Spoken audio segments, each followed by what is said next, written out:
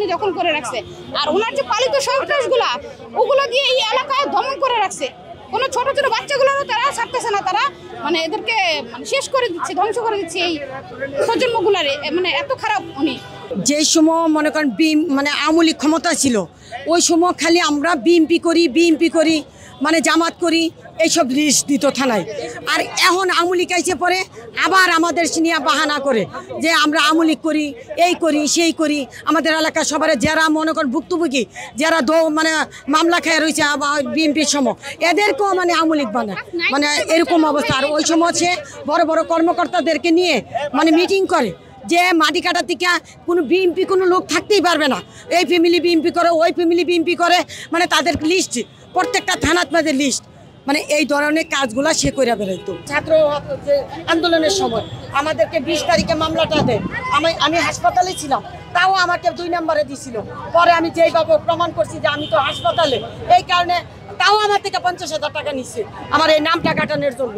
মানে ঘরে থাকতে পারে না। ডিবি হারুন আর ডিজেফার মনির আর হচ্ছে আপনার জিয়াউল হাসান, তারপরে আমাদের আতিক, ওই যে মেয়র আতিক, ওরা তারপরে আপনি পলকরে যদি আর মেয়র আতিক তারপরে জিয়াউল হাসান রে 2 দিনের জন্য রিমান্ডে আনা হোক, তাইলে ওসি টাওয়ারে ছাত্রদেরকে কিভাবে মারবে, ছাত্রদের গার্জিয়ানকে কি মারবে, এইভাবে তারা ওইখানে মিটিং করছে ওসি টাওয়ারে।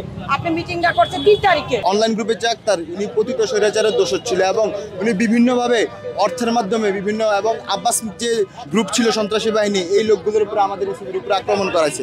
কিন্তু এখন সে যদি দাবি করে যে সে পতিত স্বৈরাচারের সঙ্গী ছিল না, সে স্বরাষ্ট্র মন্ত্রণালয়ের পাওয়ারে এখানে বিভিন্ন আপনারা বলেন দখল বলেন হামলা বলেন, এই ক্যান্টনমেন্ট এরিয়ার মধ্যে আক্তার মিয়া অনেক আমাদের উপরে অত্যাচার করছে। যে গরিব দুঃখী মানুষ যারা ছিল তাদের মনে করেন যে করছে কি যেন ঘর বাড়ি দখল সহ বিভিন্ন তারা কাজ করছে।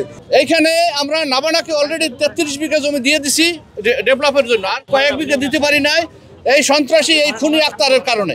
সে একটা জায়গা দখল করার কারণে আমরা তাকে জমিটা বুঝিয়ে দিতে না পারার কারণে 1.5 বছর সাফার করতেছি।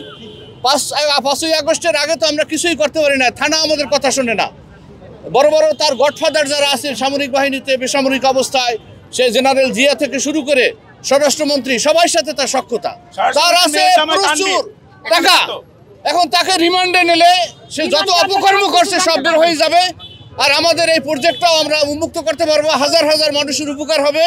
এই যে মানুষ দেখতেছেন, এই মহিলা বোনেরা দেখেন ঝাড়ু নিয়ে আসছে, তাদের মধ্যে কত ক্ষোভ আছে।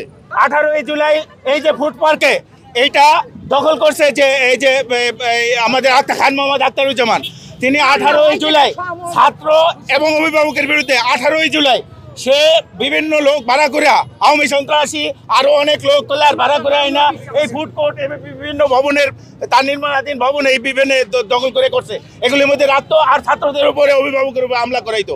এই ধরনের আওয়ামী নেতা যে খুনি এবং বিভিন্ন জায়গায় এই যে ভাইয়ের হাত এই যে করছে, আরো অনেক লোক আসে না, তাদের পায়ে গুলি করছে এবং লোক হত্যা করছে। এর আগেও এই জুলাই আন্দোলনের আগেও আওয়ামী লীগের এমন কোনো নেতা নাই যার সাথে তার এই ব্যবসার সখ্যতা নাই।